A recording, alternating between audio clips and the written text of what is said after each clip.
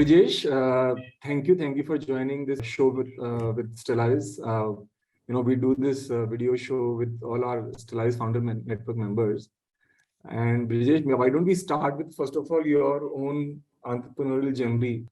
I believe you have been entrepreneur now more than for like 25 years.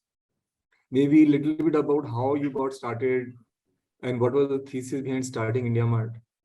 And was it a different idea when you started? Was it the same idea? How it evolved? What are some of the twists and turns in these journeys? If you can tell the audience, that would be great.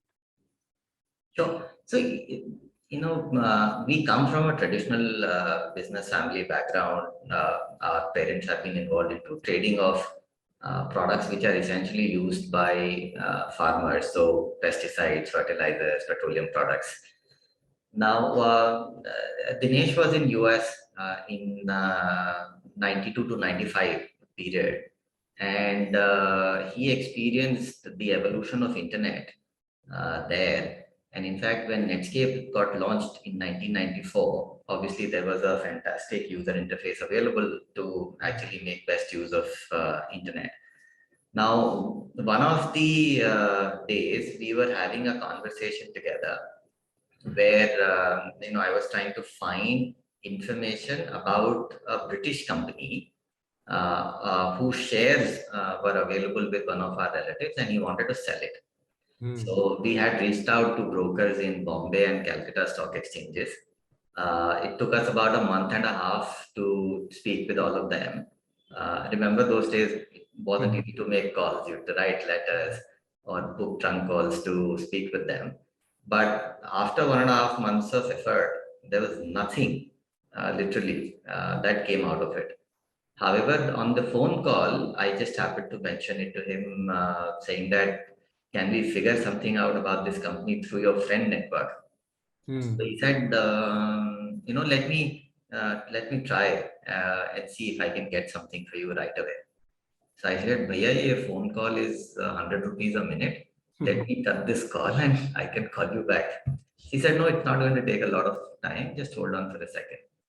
I think he was back in 15-20 seconds on the call, and he had the entire history for that company available. That this company was listed on London Stock Exchange, went bankrupt 3 years ago.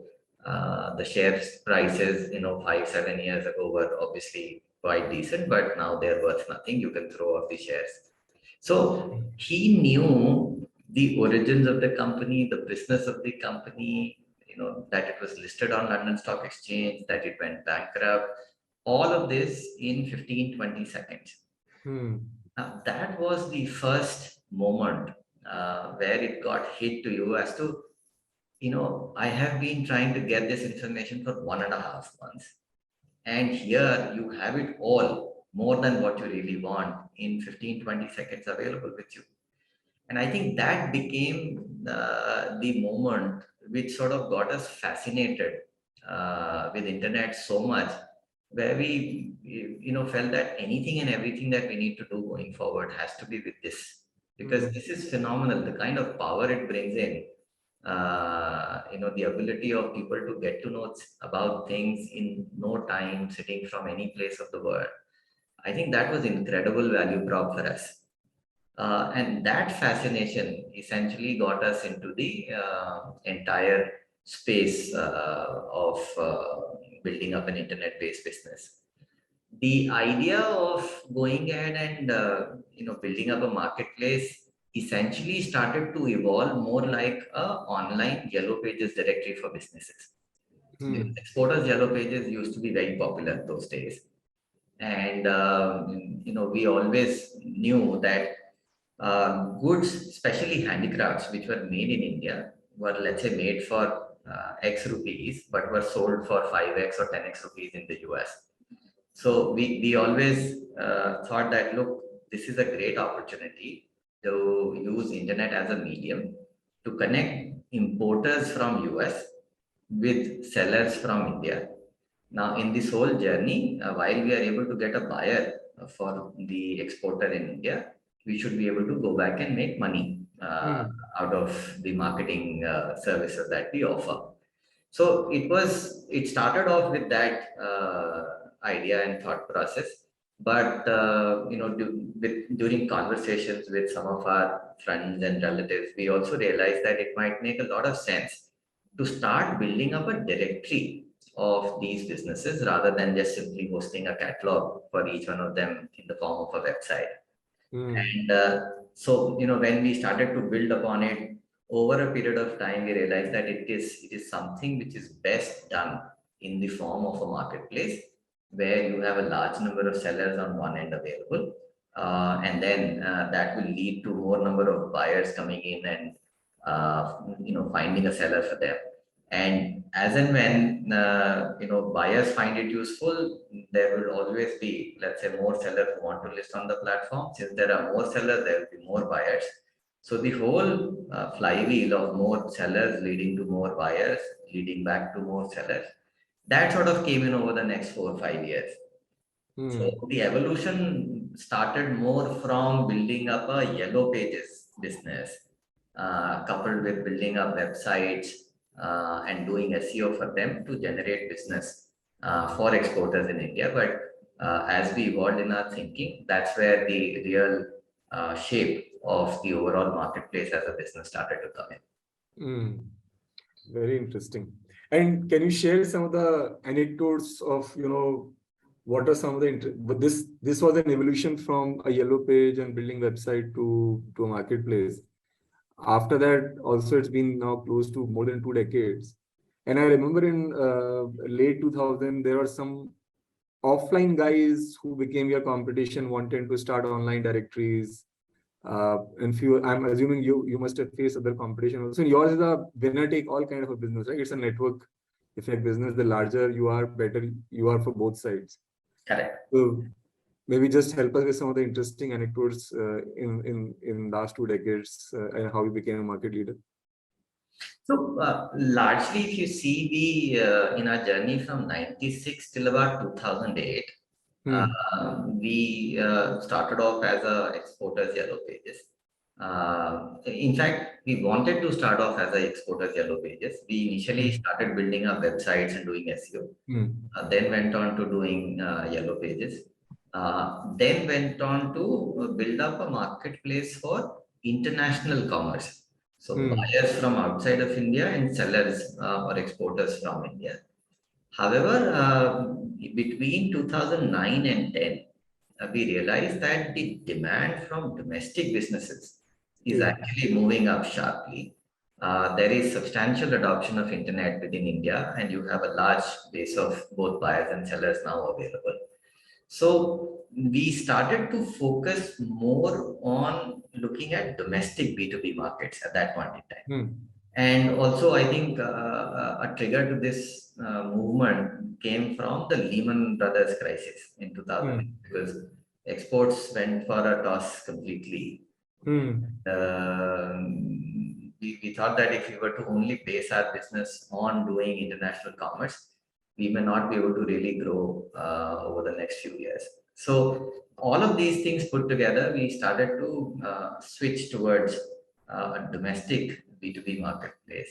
And when this switch happened, it again took us about 5 or 6 years to really figure out the new market, product market fit for the domestic business. So the concept of a buy lead, which is what became the mainstay of the domestic B2B business, that came in around 2014, pretty much.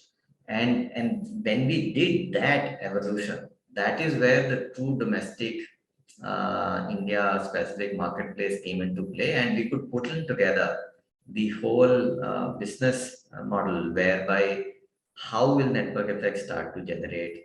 How will we start to use proprietary data for matchmaking so that we build strengths within the own business? And that is what essentially then led to the current business model of IndiaMART that we all see.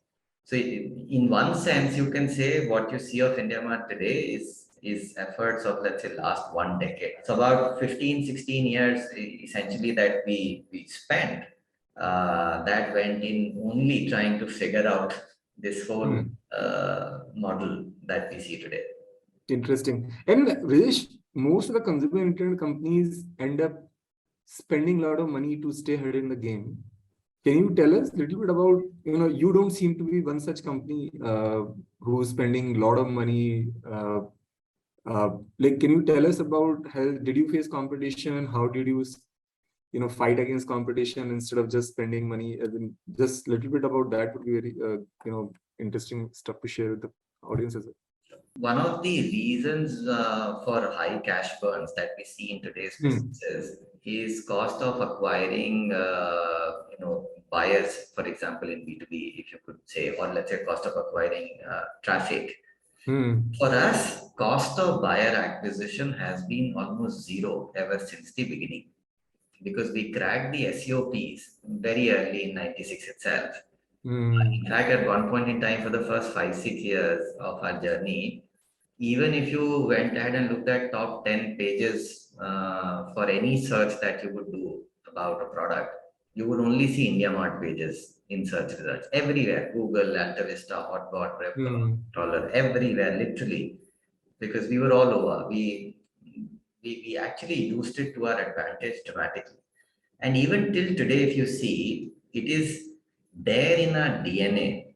We go ahead and build content which is so unique and so useful that you search for any product manufacturer, any product supplier, you will see IndiaMART in the top results altogether. So we always saved ourselves from spending on buyer acquisition. Second, in our case, when the way we started to build the model initially in terms of our revenue model, was that we targeted the exporters, and the value proposition for them was that we will be able to get you an importer from outside of India. The amount of money that you really need to spend on this medium vis-a-vis the other comparable alternative mediums like a trade show, the whole cost was a fraction of what you had to spend otherwise. And the value of the orders and the money that you will make out of one single order was multiple times of this money that you're spending. So I think on both the counts, one, the ROI, as well as the cost of comparable alternatives, right? On both those counts, our solution really meant a lot of great value for these customers. So customer acquisition, the paying sellers that we acquired as customers, that also became unit positive right from day one. The cost of sales was always lower than the revenue that we would bring in.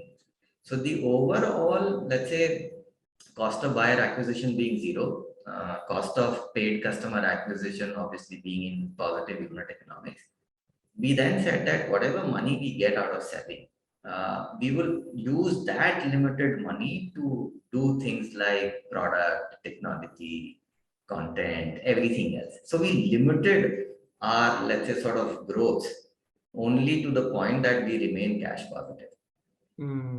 So what we could have done maybe in 2 years, we probably did in 4 years.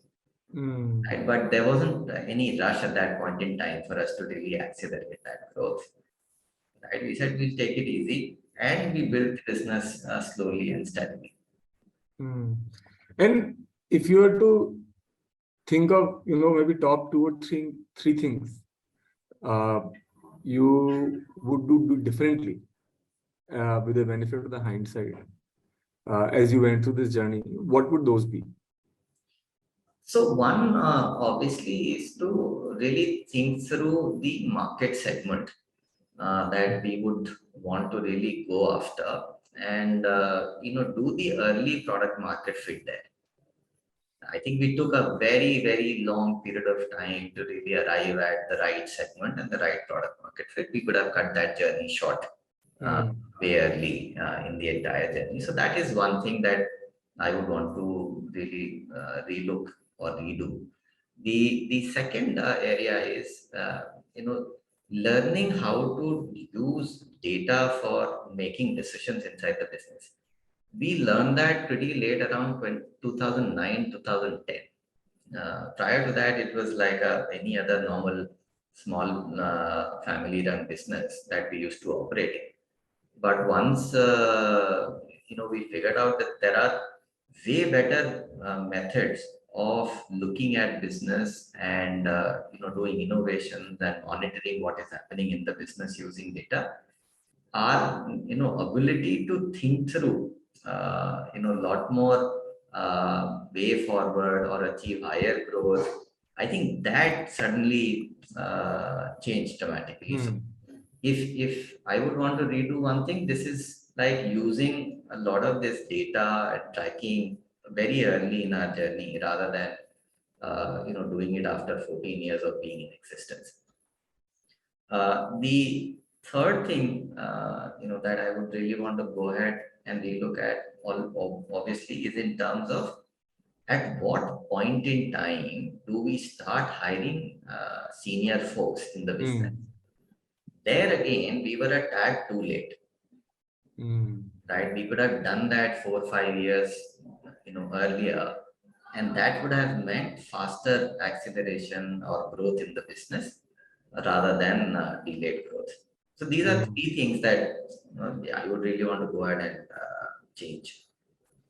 And if you think of you as a founder, what has, it's been a long period of time, but even let's say we just pick up last decade, right?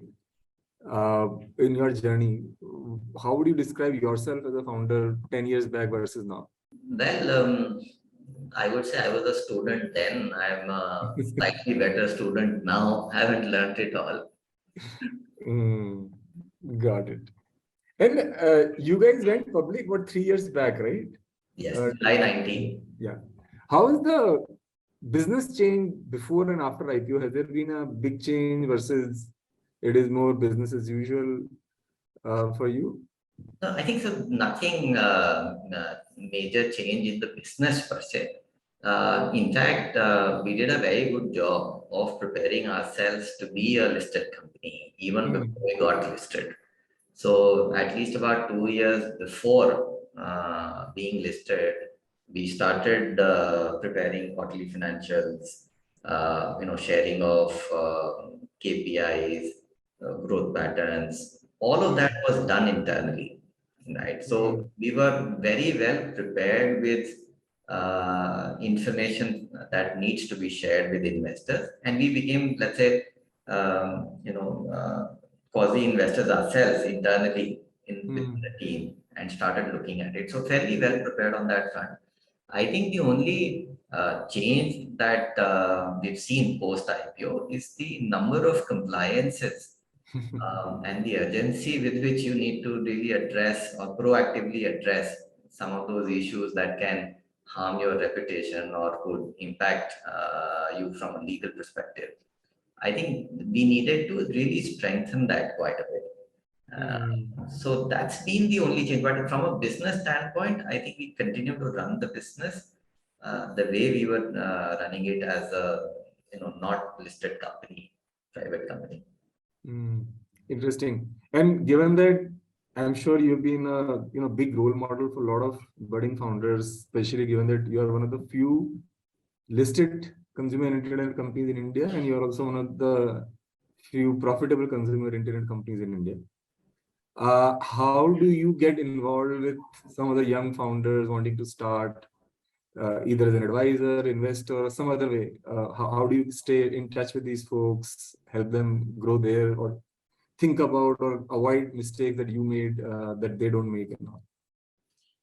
So, we as of now are able to spend very little time outside of the business. Maybe that's the way we are structured internally. So there's no regular sort of interaction that I would have with, let's say, 3, 4, 5 startup founders, who would look out to me, let's say, once every single week. But there are obviously specific conversations or specific questions that some of these founders do have. And those are kind of discussions that we do with multiple founders as and when they sort of feel the need for it. In fact, the maximum amount of time today that we would go back and spend is with the founders of these 14 odd companies where we've made investments very recently. Very nice. Right. So that's something where obviously we also have a financial interest involved in. But the good thing is that a lot of these are early stage businesses, and founders obviously can benefit from our experience on multiple counts on, again, how to do data driven decision making, how to hire, what kind of people to really get on board, how to sort of do sales, look at unit economics, how to look at exponential growth. So there are those areas where we would be involved with them. In terms of our own, private investments, there are very limited number of direct investments that we've done. In fact, most of it is through folks like you, because I would trust you more on investments rather than myself. You are being gracious, Brijesh. I think for the audience benefit, I think the number of times we have come to you for advice. I don't even think asking you for help, and you've been very gracious with your time, helping us also. So thanks for that as well. That is something unique about the founder network that we have. And Brijesh, how would you describe the environment to be back when you started versus what it is now? Then what is different? If you can contrast the years when you were starting versus if somebody is starting today. So I think the most critical of the things which I believe are very different today. One is the internet was in a very nascent stage at that point in time. And even to connect to the internet used to take minutes and hours at times, right? And we had 500 odd internet users in India when we started, versus let's say 500 million that you would have now. So internet, from being something a very premium sort of a technology tool being available for folks at that point in time, it's become almost like oxygen for us now. So that's a big change. Second, when we look at, let's say, the speed at which you can access data, the kind of advancements you had in terms of mobile applications now being made available. So the entire telecom revolution, mobile revolution, I think that's a very, very significant change, because you're able to reach out to a phenomenally large number of audience sets through multiple different devices as compared to what was there at that point in time.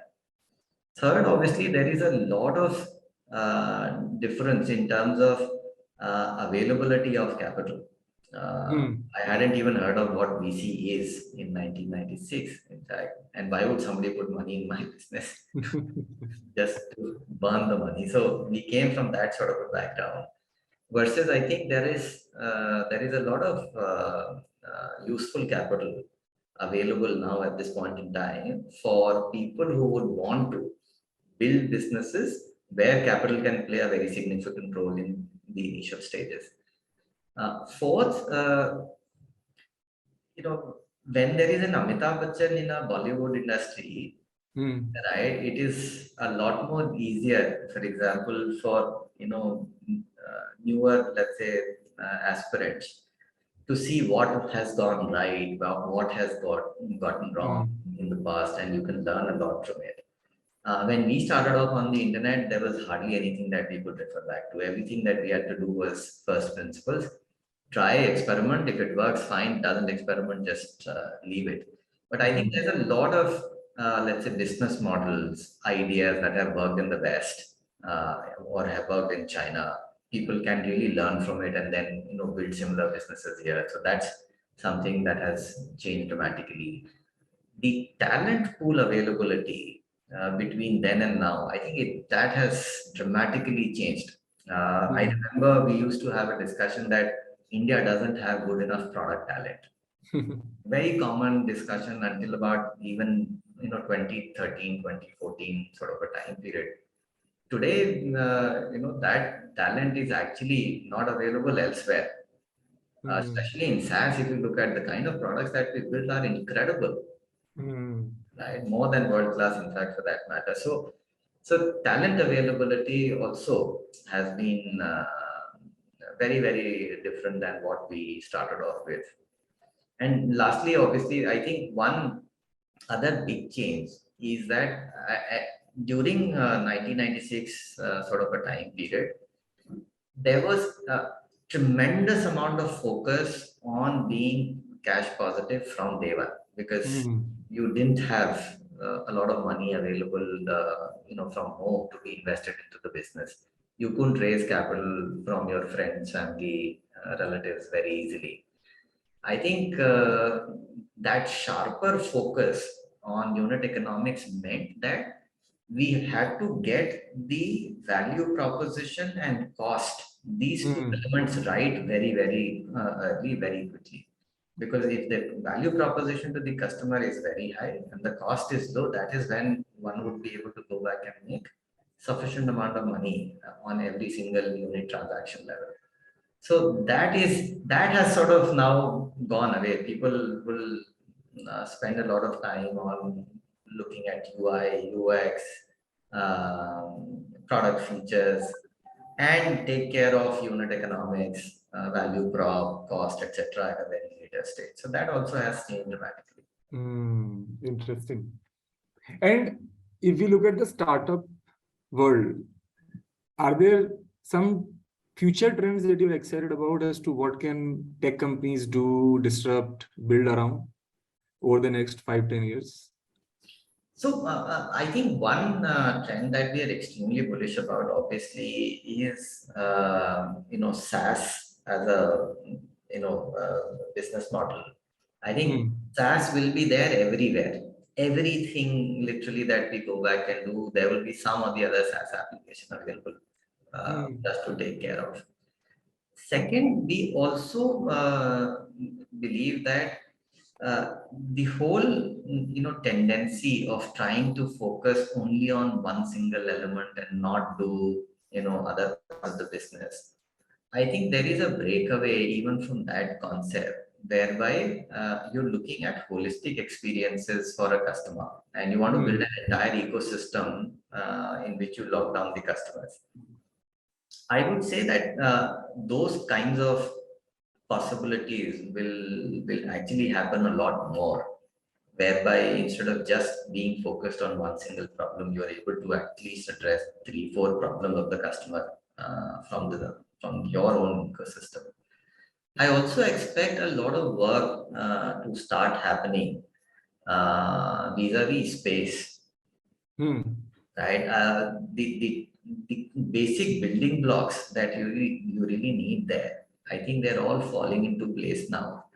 And some very interesting innovations, that can impact life on Earth as well as life outside of Earth, because of what we are able to do in space. Any new thing that is being done in space actually also leads to newer discoveries or newer innovations in terms of products, in terms of material, which make a difference to the lives of common individuals tremendously. So I see that is going to be a big play. Interesting. On the second point, just to elaborate, you meant companies building a more full stack approach? Is that what you meant, that you don't do just one thing but full thing for your customer? Absolutely. So for example, let's say if you look at a commerce company, today a commerce company says that, look, if you need to have a warehouse management system, if you need to have let's say logistics network, let it all be separate. There are different players who will come in and do it. Versus somebody coming in and saying that, no, I will build a full stack solution, right? And I will give a holistic experience using that full stack to the customers, including, for example, even if the sellers have to do accounting on the platform, let them come and do it here. So that sort of thing is something that I would really hope that this happens far more often than what it is happening at this point in time. Got it. No, very interesting. Brijesh, why don't we try to wrap this up by some rapid fire questions? Idea would be very pointed questions, very pointed answers, hopefully in few words. Maybe we'll start with something more about you. As an entrepreneur, what would you describe as the highest point in your journey, as in, where you really felt special, great, happy uh, since the start of IndiaMART? So the first customer that we acquired, that was after 6 months of starting, right? And that 6,000 rupees check was very, very special. During those first 6 months, multiple times we thought that we are not built to sell or to build a business altogether. And, we thought that why don't we wrap it up and go back home, join the family business. But that first customer, in fact, took our confidence levels to a very different height altogether, and allowed us to, stay in this business and continue to build this out. Interesting. And reverse question would be, what would be the lowest point as a founder, and how did you overcome that? So the lowest point for us obviously has been when 9/11 had happened. Almost 70% of business was dependent upon travel agencies, right? For whom we could do lead generation. Entire business was wiped out in a single day. Wow. Right, which meant we didn't have salaries to pay to people. So when we would walk into the office, we were not able to even, see face to face with people because we had no visibility on what kind of a timeline would we be able to pay those salaries out. So that was the most difficult, lowest moment for me personally. And how did you come out of that? And then what did you do anything specific to come out of the situation? So we quickly moved away from travel and picked up 3 different other sectors and hit the road very, very quickly. So we came out of this in about 6-7 months. Got it. But there were delayed salaries, obviously. They were delayed for 3 months, 4 months time period during that time. And what would be one consumer internet company, either in India or globally, that you admire? I love Uber because the kind of impact that it has on lives of all people. So the drivers, the people who want to take rides, both. I think it's a phenomenal innovation that has happened. And if you read books, any favorite book of yours and why? So I can't read a lot of books because my eyesight is very weak. But I like short stories by Ruskin Bond, especially The Eyes Have It. Okay, nice. One thing that people don't know about you? That I love to eat food of all kinds all across, whichever city, place I would go, any part of the country or world. First thing that I look for is what are the best places to have local food there.